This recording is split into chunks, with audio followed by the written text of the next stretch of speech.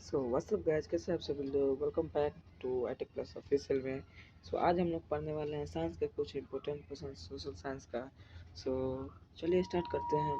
पर चैनल पर नए हैं तो चैनल को लाइक और सब्सक्राइब कर दीजिए। तो क्वेश्चन नंबर 1 है, खातर और प्रांगण में अंतर स्पष्ट कीजिए। तो सिंपली आपको इस तरफ का बॉक्स पढ़ लेना है और बॉक्स पढ़ने के पश्चात में इस पे 1 2 3 4 इस तरफ पे लिखने के लिए आपको सिंपली इसे लेफ्ट और राइट साइड में लिखना है दोस्तों। काफ़ी सारे बच्चे करते हैं, या फिर लेफ्ट साइड में अलग पढ़ देते हैं, नीचे पूरा एक साइड से लेफ्ट साइड में पढ़ देते हैं। इससे क्या होता है, नंबर में घटोतरी होता है दोस्तों। बढ़ोतरी के बदले घटोतरी होता है। तो इससे नंबर कम चांस मिलने का चांस रहता है दोस्तों। तो सेम टू सेम इस तरह से लिखते जाइएगा। क्वेश्चन नंबर 2 है दोस्तों, भारत के प्रमुख 4 अंतर्राष्ट्रीय हवाई अड्डे के नाम लिखें। तो भारत में प्रमुख दोस्तों 4 अंतर्राष्ट्रीय हवाई अड्डे का नाम लिखने के लिए बोल रहे हैं।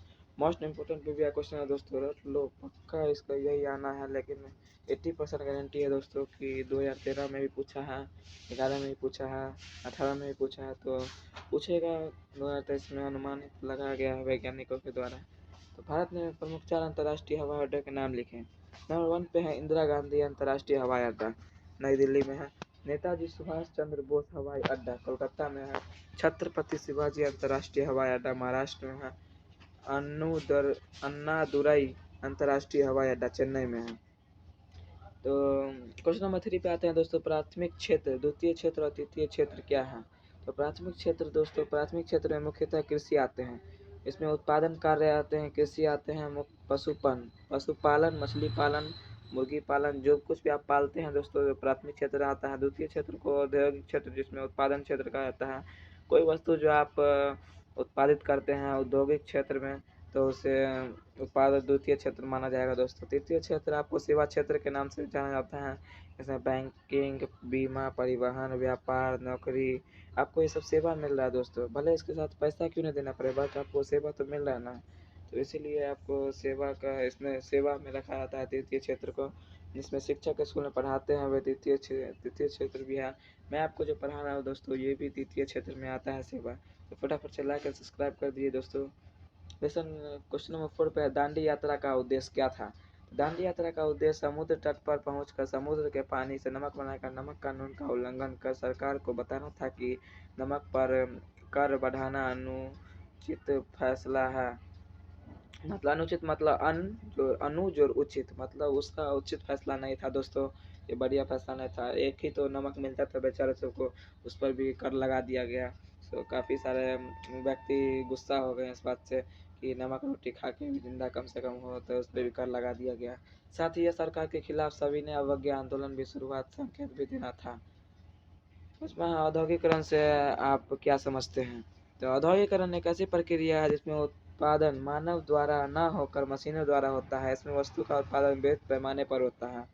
औद्योगिक क्रांति जो बता दूं दोस्तों, औद्योगिक क्रांति जो हुआ था वो इंग्लैंड में हुआ था। इसके खपत के लिए बड़े बाजार की आवश्यकता हुई। औद्योगिकरण में नए नए मशीन का आविष्कार हुआ और नए नए तकनीक का विकास हुआ। जैसे से क्वेश्चन नंबर 6 पे आते हैं दोस्तों, भूकंप और सुनामी में 3 अंतर स्पष्ट कीजिए। तो भूकंप और सुनामी में दोस्तों, भूकंप और सुनामी में 3 अंतर स्पष्ट करने के लिए बोल रहा है। तो सबसे नंबर 1 पे आता है, जो भूकंप जो है सो केंद्र जब स्थल पर होता है तो उसे भूकंप कहते हैं। जो भी कंपन होता है उसे जो स्थल पे होता है उसे ही भूकंप कहते हैं।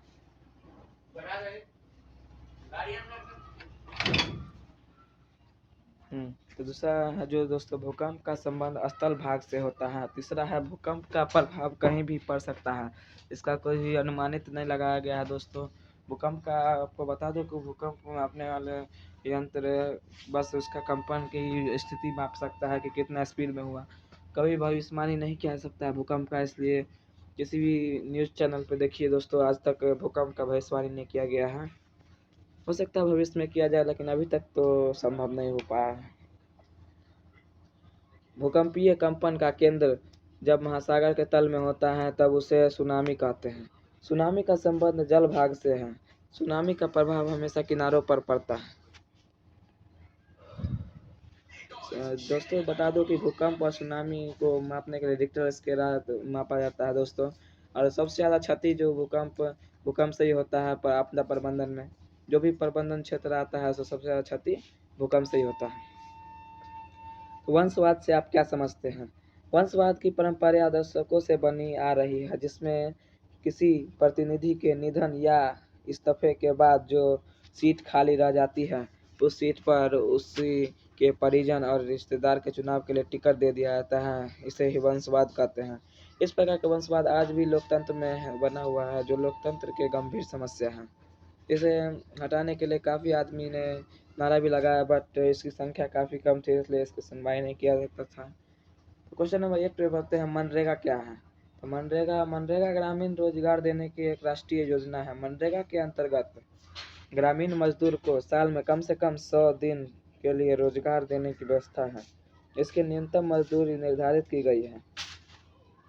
क्वेश्चन नंबर 9 पे पढ़ते हैं दोस्तों, बाढ़ से होने वाली हानि का वर्णन करें। तो इसमें दोस्तों आपको दिया जाता है पॉइंट में कि अपने शब्द में उत्तर दें। इसलिए दोस्तों यहाँ पे काफ़ी सारी किताबी भाषा में ना देकर मैंने यहाँ पे PDF बनाया है। अपने मन से उत्तर देना है। जो आपको भी बाढ़ के बारे में जानते हैं, हानि के बारे में जानते हैं, सो लिख सकते हैं यहाँ पे। बाढ़ के कारण उपजाऊ भूमि एवं पर लंबे समय तक जल जमाव हो जाता है, जिससे खेती नहीं हो पाती है। बाढ़ के दौरान जीव जंतु की मृत्यु हो जाती है। बाढ़ के कारण सड़क एवं रेल मार्ग टूट जाते हैं। बाढ़ के कारण हानिकारक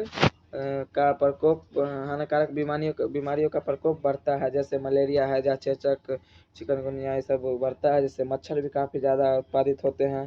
गंदे तालाब, मछली ज़्यादातर सब होता है। ये ज़्यादातर बिहार में होता है दोस्तों, क्योंकि बिहार में ये उत्तरी क्षेत्र में आता है दोस्तों। बिहार काफ़ी सारा वर्षा जो होता है सो बिहार में ही होता है, बट विश्व में सबसे ज़्यादा वर्षा मासिनराम मेघालय में होता है। ये पॉइंट याद रखिएगा दोस्तों। तो यहाँ पे आता है 10 नंबर क्वेश्चन, वस्तु विनिमय प्रणाली क्या है? तो वस्तु से वस्तु का लेन देन वस्तु विनिमय प्रणाली कहते हैं। जैसे कि वस्तु विनिमय प्रणाली को कहते हैं जिसमें एक वस्तु के बदले दूसरे वस्तु का आदान प्रदान होता है, उसे वस्तु विनिमय प्रणाली कहा जाता है। तो अगला क्वेश्चन हम लोग देखेंगे दोस्तों अगले नेक्स्ट वीडियो में। इसके लिए लाइक एंड सब्सक्राइब कर दीजिएगा।